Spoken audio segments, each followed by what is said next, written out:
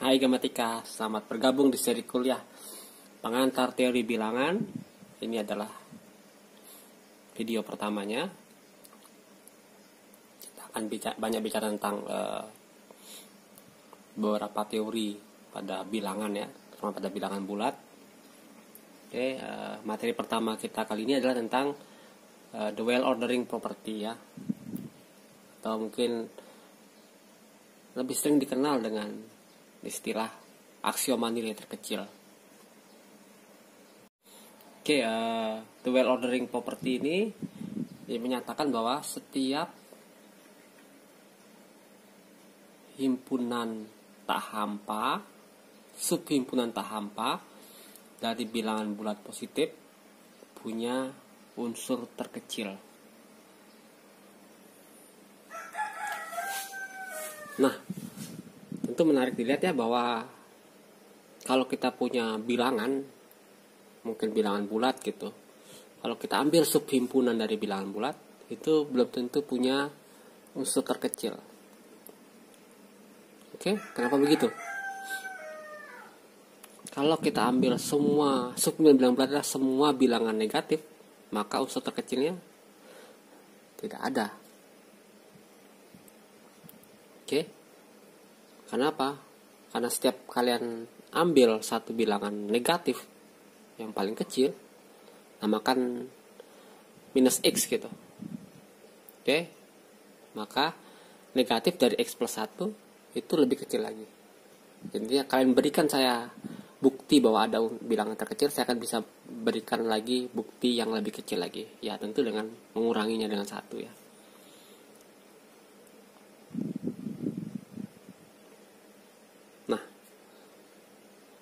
Bagaimana dengan bilangan real? Ya otomatis sama aja. Tapi di bilangan real lebih menarik lagi. Jadi kalau kita ambil suatu interval ya,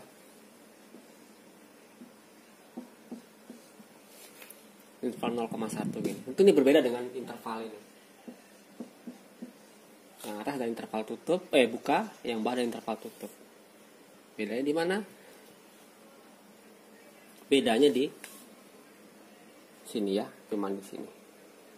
Bahwa 0 itu ada di himpunan ini, sementara 0 tidak ada di himpunan ini. Demikian juga dengan 1 tidak ada di himpunan atas ya, dan 1 ada di himpunan di sini. Oke, di selang buka ini, interval tutup ini, selang buka, selang tutup maksudnya ya, itu punya unsur terkecil, yaitu 0 ya, tapi tidak dengan ini. Karena apa? Apakah 0 unsur terkecil? Jelas tidak. Kenapa? Karena 0 tidak di sini. Oke? Jadi kalau kita bilang semesta pembicaraan adalah himpunan ini, tentu yang dikatakan terkecil adalah yang ada di himpunan ini. Sementara 0 tidak di sini. Dan kalian tidak akan bisa berikan satu pun bilangan real yang positif paling kecil di sini. Tidak ada. Kalian berikan 1 per sejuta, saya akan temukan yang lebih kecil lagi, yaitu 1 per 2 juta. Karena 1 per 1 miliar, saya juga temukan yang jauh lebih kecil lagi ya. Jadi ini contoh bahwa di selang buka ini tidak ada unsur terkecilnya.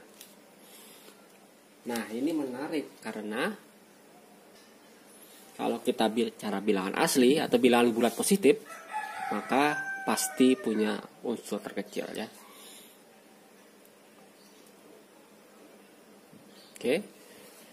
Nah, ini makanya lebih dikenal di Indonesia gitu, tentang aksioma nilai terkecil. Dan ini sangat bermanfaat ya. Salah satunya adalah kenapa kita banyak membuktikan dengan induksi matematika ya. Selama ini di SMA mungkin ya, kita hanya atau mungkin di mata kuliah logika dan himpunan, kita menggunakan induksi matematika tapi tanpa tahu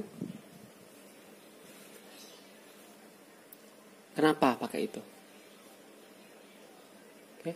Nah, dari sini kita ingin saya ingin memunculkan induksi matematika. Tapi sebelum itu saya ingin melihat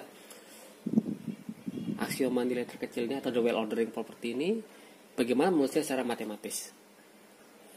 Oke, cara menuliskan secara matematis adalah untuk setiap subhimpunan tak hampa dari N, tentu harus tak hampa ya.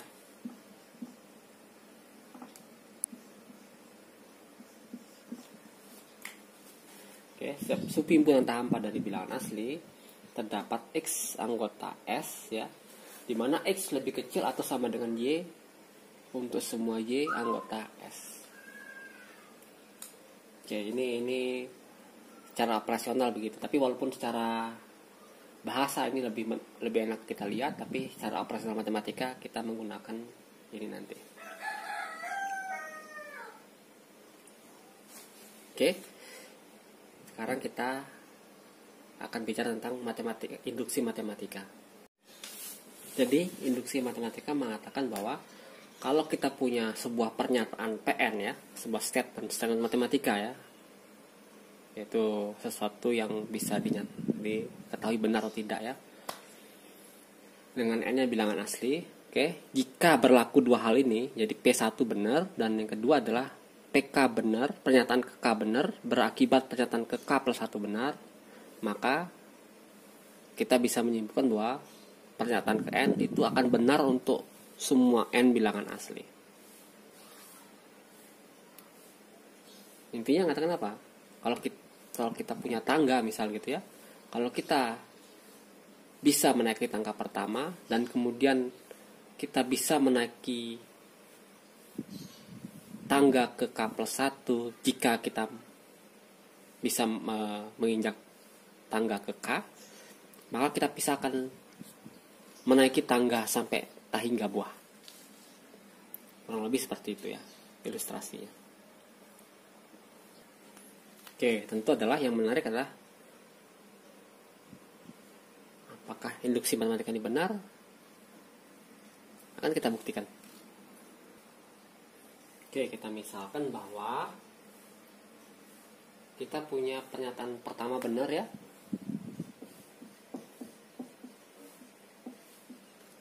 Kemudian yang kedua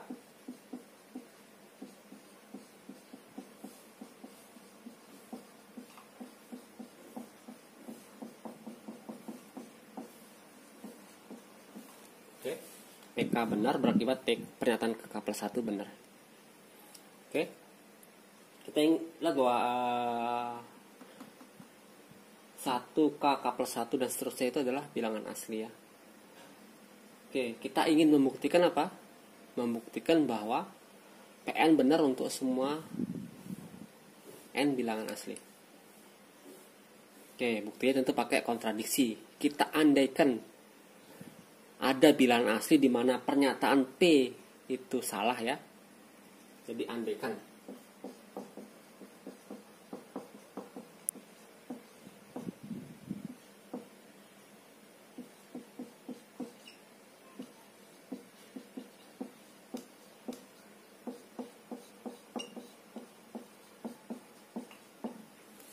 Oke, ada ini kan PT salah ya. Dan mungkin nggak cuma satu, mungkin banyak ya. Ada 2, 3, setidaknya 1. Karena ada 1 kita bisa buat sebuah himpunan ya.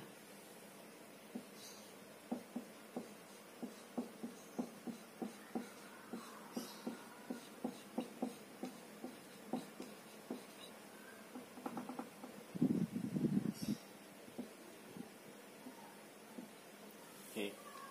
Jadi kita buat himpunan S di mana S itu ini adalah subhimpunan bilangan asli ya, yaitu S anggota S bilangan asli di mana pernyataan ke S itu salah. Jadi kita punya S adalah subhimpunan bilangan asli. Oke. Akibatnya menurut aksioma nilai terkecil atau well ordering property, S punya unsur terkecil.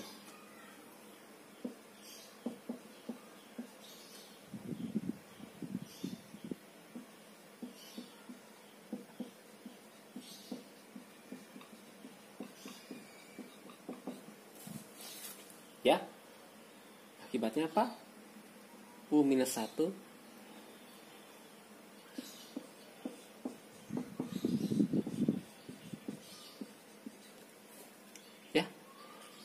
U terkecil, akibatnya segala bilangan asli yang lebih kecil pasti benar P-nya ya, kenyataannya. Jadi PU-1 benar. Ya, unsur kecil di mana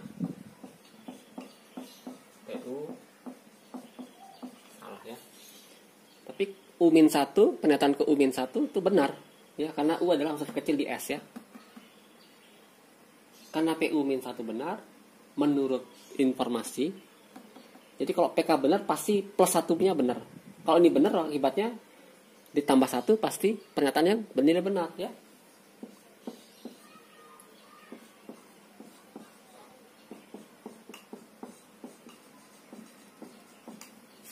Nah ya, dan kita tahu bahwa ini jadi pernyataanku.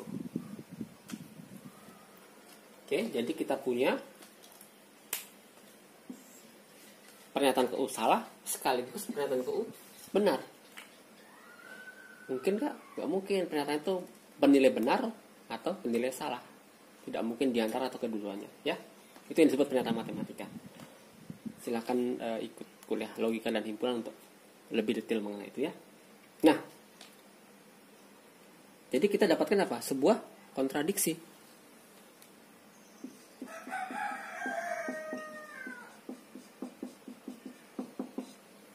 Jadi kalau kita dapat kontradiksi berarti pengandaian kita salah ya. Pengandaian salah. Jadi yang benar adalah kebalikan dari ini ya. Jadi tidak terdapat T sehingga PT salah. Atau dengan kata lain,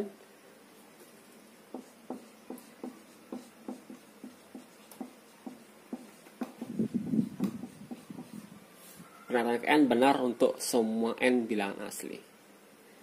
Oke, itu buktinya. Tapi mungkin yang menarik adalah gimana kita memanfaatkan induksi matematika untuk membuktikan beberapa pernyataan matematika atau ada beberapa masalah matematika. Oke? Nah, sebagai contohnya pembuktian menggunakan induksi matematika, kita akan menggunakan deret geometri yang kalian pelajari di SMA ya. Jadi kalau kita punya deret dengan awalan A gitu, kemudian dengan rasio R, maka kita punya deretnya ya, sigma I sama dengan 1 sampai N misalkan AR pangkat I seperti itu, dari 0 ya mestinya. Ya, ini sama dengan A tambah A kali R tambah AR kuadrat sampai tambah AR pangkat N. Ya kalau kita lihat di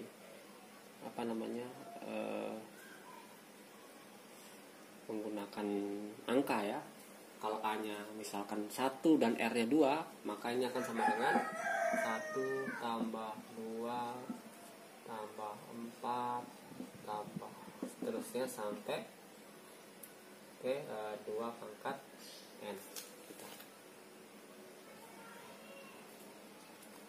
Nah, tapi mungkin bukan itu fokus kita ya. Kita tahu rumusnya ini di SMA itu sama dengan AR pangkat N plus 1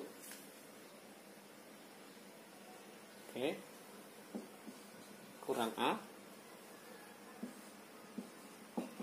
dibagi R min 1 ya. Tentu dengan syaratnya R nya tidak boleh sama dengan 1. Kenapa? Karena jadi 0 ya.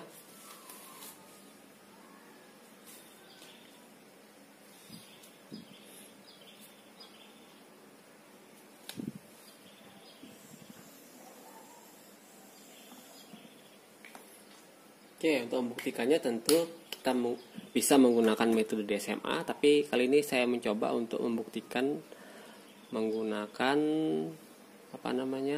induksi matematika. Oke, untuk N sama dengan 1 kita dapatkan yang sebelah kiri adalah barisnya, berarti untuk I sama dengan 0 sampai N1 ya, berarti A tambah A kali R ya.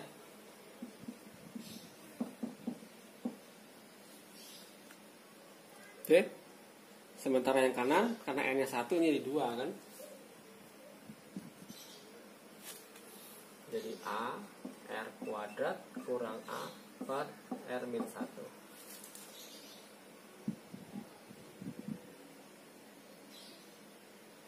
Tapi ini sama dengan A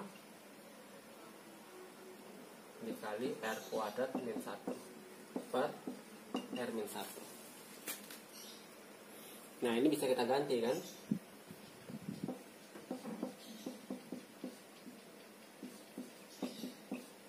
R min 1 kuadrat sama dengan R plus 1 kali R min 1 ya. Tinggal dicoret aja. Ingat pencoretan berlakukan karena R tidak sama dengan 1 ya. Jadi kita dapatkan AR tambah A. A kali R, AR, A ke 1, A ya. Jadi kita dapatkan benar untuk N sama dengan 1.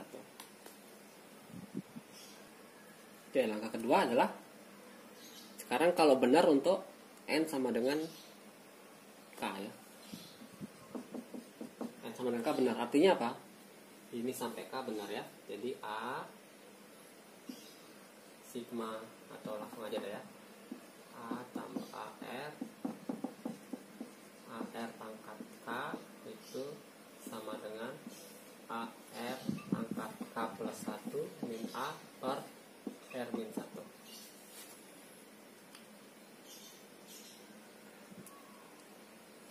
Nah, kita harus tunjukkan bahwa untuk K plus 1 juga benar, kalau ini benar ya. Jadi dengan asumsikan ini benar, kita tambah masing-masing ruas dengan, ini saya jauhkan dikit ya.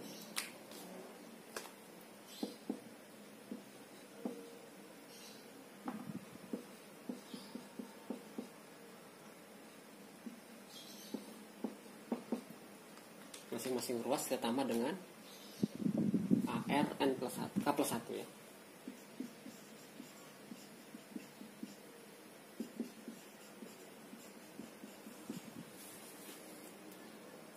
Nah, ini sendiri sudah jadi. Ini sampai K plus 1 ya. Sama dengan, ini sama dengan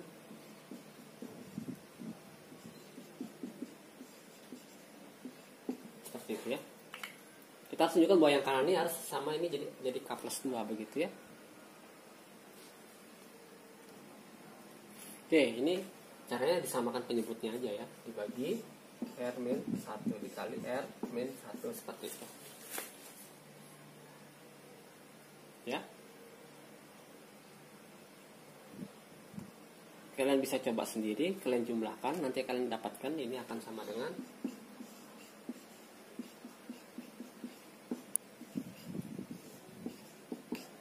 seperti itu ya.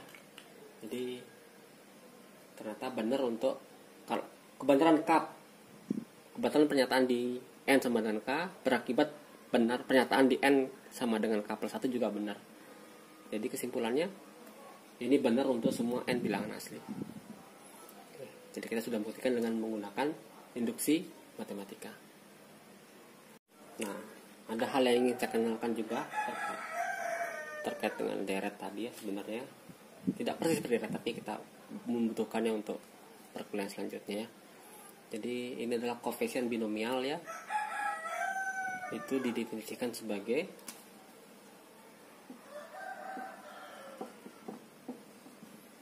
MK ya. Ini sudah kalian dapat di SMA. Ini adalah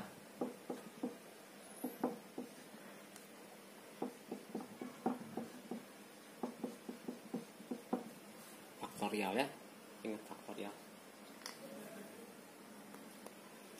Contohnya kalau kita punya 73, ini sama dengan 7 faktorial dibagi 3 faktorial dikali 7 kurang 3, 4 faktorial.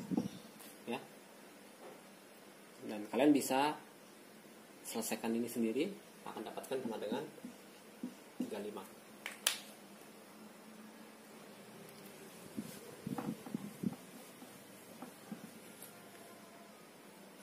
Yang menarik adalah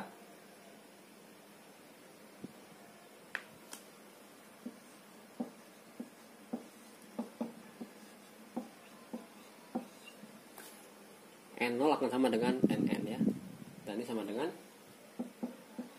1 ya. Tinggal diganti. Ini kan jadi n faktorial, di bawah jadi 0 faktorial yang ini ya. Ini jadi n faktorial. N faktorial bagi n faktorial 1. Ini juga sama, n faktorial, 0 faktorial. Ya, terbalik jadinya ya, sama dengan 1. Oke, persamaan kedua adalah bahwa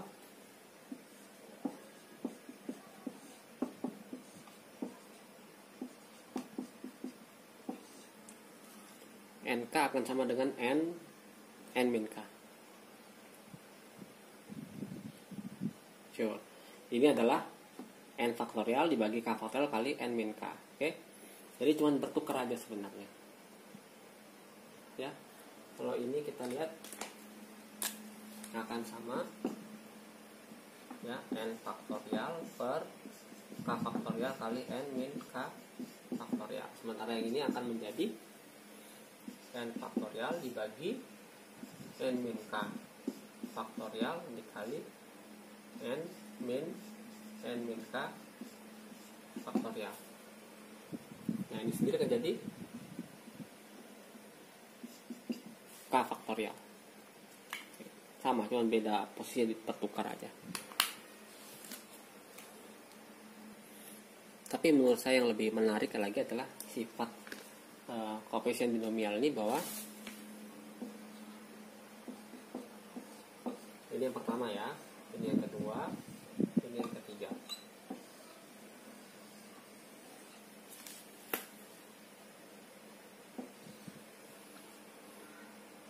Ini kalau ditambah dengan n k-1,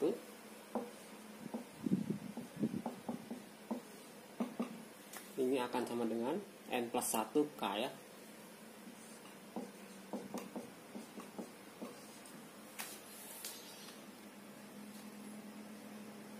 Nah, buktinya itu menarik ya. Oke, yang pertama ini kita gunakan definisi saja. Demikian yang kedua juga sama dengan definisi. Ya, jadi ini jadi ini jadi ini.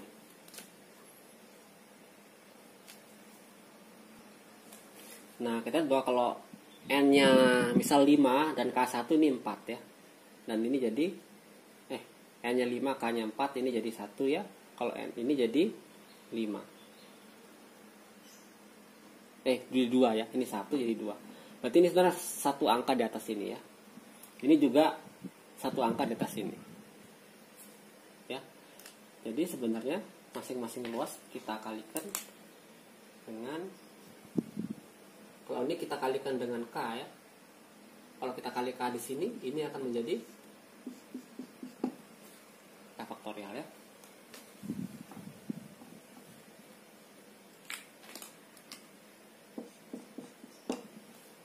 Tapi yang atas juga harus dikalikan dengan K. Nah, ini kalau kita kalikan dengan N min K plus 1, maka menjadi NK min K plus 1 faktorial ya.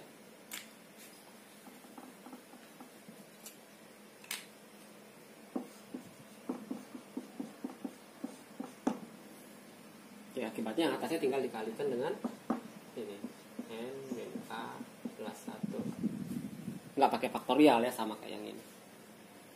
Karena penyebutnya sama, kita bisa jumlahkan.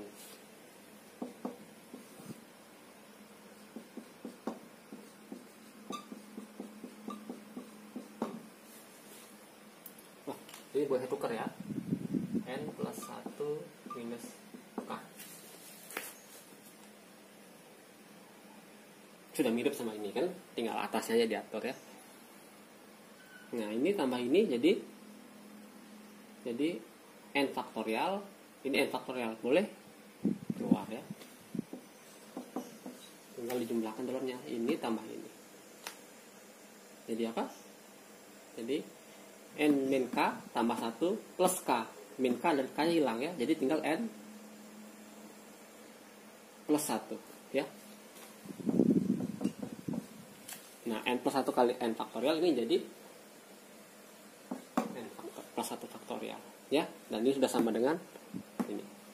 Jadi sudah terbukti. Oke, mungkin ada pertanyaan, untuk apa sih koefisien binomial ya? Intinya ini adalah untuk sebuah teorema namanya teorema binomial ya. Jadi kalau kita punya X dan Y variabel, kita jumlahkan kemudian kita pangkatkan 6, maka ini akan sama dengan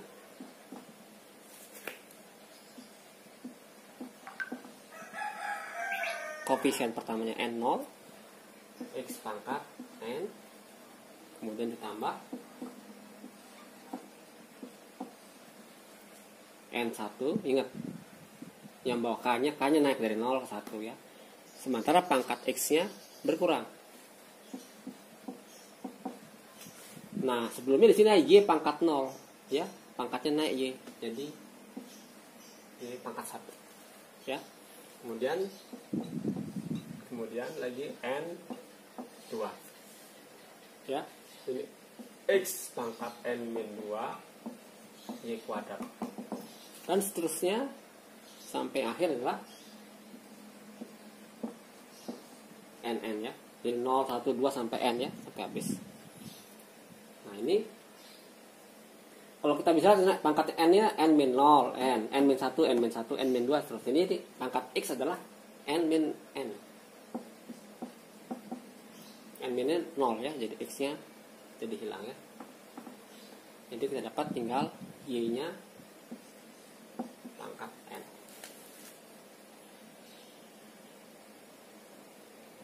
Jadi gimana dong? Jadi kalau kita punya X tambah Y pangkat 3, ini sama dengan 30 X pangkat 3 tambah 31 X pangkat 3/1 2 tambah 32 X Y kuadrat ya.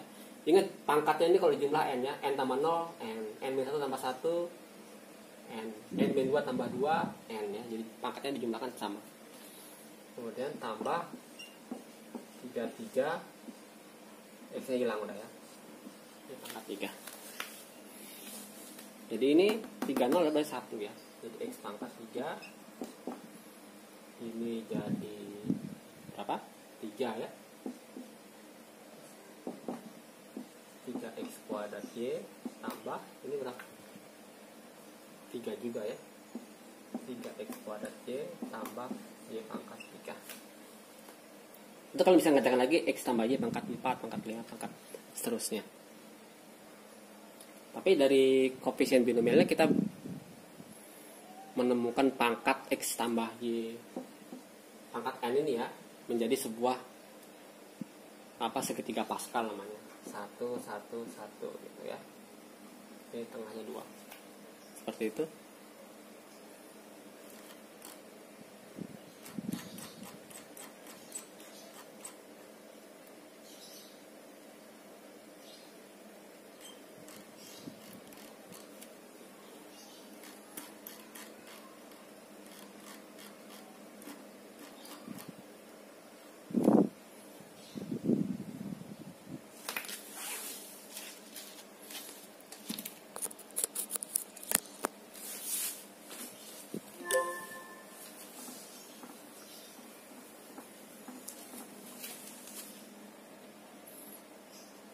Oke, gimana buktinya? Buktinya kalian bisa gunakan induksi matematika. Silakan dicoba sendiri di rumah ya. Oke, mungkin materi hari ini cukup sampai sekian. Saya akan berikan latihan saja. Ya, tentu latihannya adalah yang saya sebutkan tadi di tengah-tengah video ya. Oke, sampai bertemu pada